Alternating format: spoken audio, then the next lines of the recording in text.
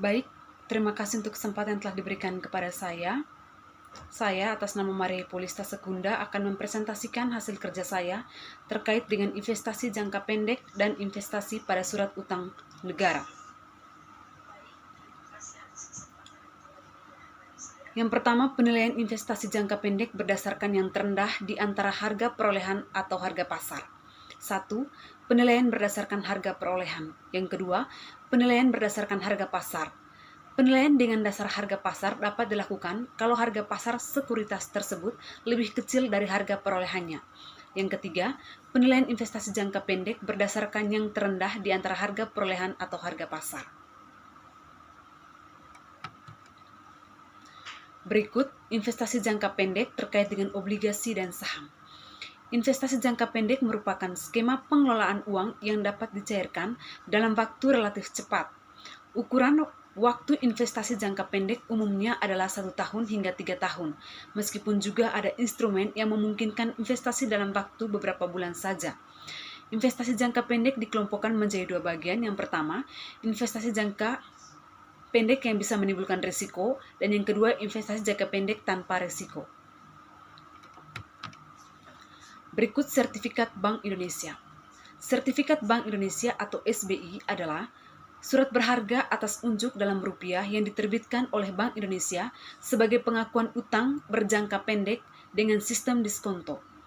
Sejalan dengan ide dasar penerbitan SBI sebagai salah satu piranti operasi pasar terbuka, penjualan SBI diprioritaskan kepada lembaga perbankan.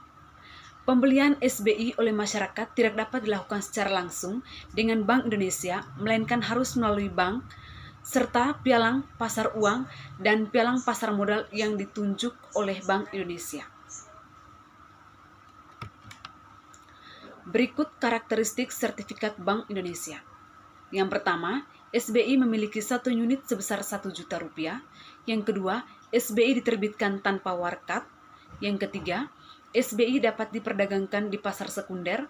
Yang keempat, jangka waktu SBI sekurang-kurangnya 1 bulan dan paling lama 12 bulan yang dinyatakan dalam jumlah hari dan dihitung dari tanggal penyelesaian transaksi sampai dengan tanggal jatuh tempo.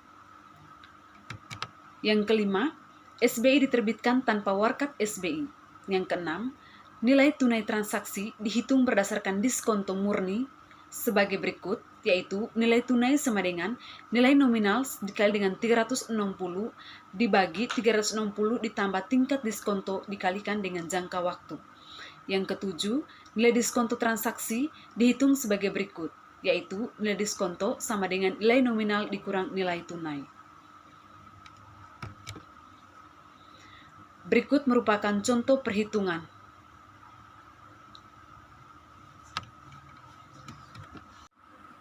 Yang berikut investasi pada surat utang negara. Surat utang negara yang selanjutnya disebut SUN diterbitkan dan dijual dengan cara lelang di pasar perdana terdiri dari A. Surat perbendaharaan negara yang selanjutnya disebut SPN yaitu SUN dalam mata uang rupiah yang berjangka waktu sampai dengan 12 bulan dengan pembayaran bunga secara diskonto. Yang ke B. Obligasi negara yang selanjutnya disebut ON yaitu SUN dalam mata uang rupiah yang berjangka waktu lebih dari 12 bulan dengan kupon dan dengan pembayaran bunga secara diskonto.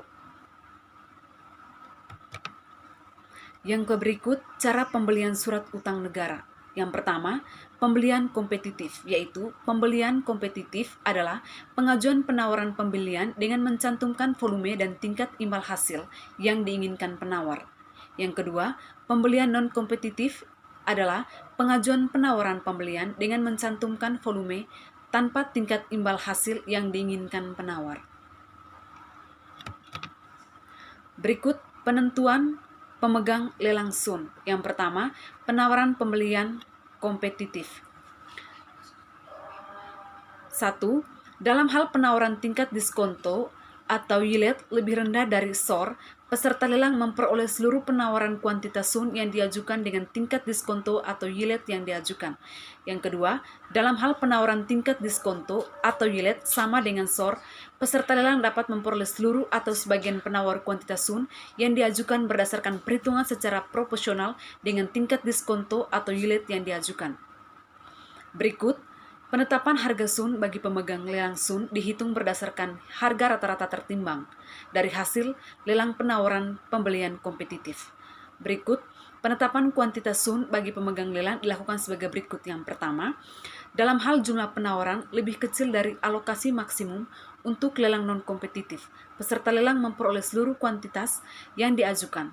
Yang kedua, dalam hal jumlah penawaran lebih besar dari alokasi maksimum untuk lelang non-kompetitif, peserta lelang memperoleh sebagian penawaran kuantitas yang diajukan. Baik, itu saja hasil presentasi dari saya. Sekian dan terima kasih.